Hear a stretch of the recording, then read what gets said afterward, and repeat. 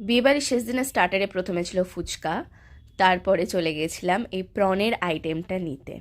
প্রনের আইটেমটা খেতে খুবই ভালো হয়েছিল, সবাই একই কথা বলছিল, কোনো কথা হবে না।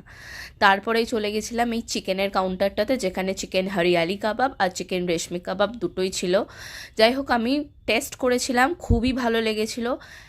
মানে খুব বলতে খুবই ভালো লেগেছিল। এতগুলো আইটেমস ছিল, কিন্তু প্রত্যেকটা আইটেমস খাওয়ার মতো ছিল।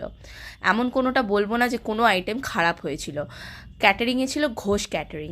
যাই হোক, তারপরেই নিয়ে নিয়েছিলাম পনিরের এই আইটেমটা। পনিরের আইটেমটা খেতে কিন্তু যথেষ্ট ভালো হয়েছিল। মেন কোর্সে চলে যাওয়ার পরে প্রথমেই দিয়ে দিয়েছিল হচ্ছে স্যালাড, আর সাথে দিয়ে দিয়েছিল রায়তা। ভেজ কাউন্টারও ছিল, বাট আমি ওখানে যাইনি। অনেক কিছুই ছিল, কিন্তু আমি অনেক কিছুই শ্যুট করতে ভুলে গেছি।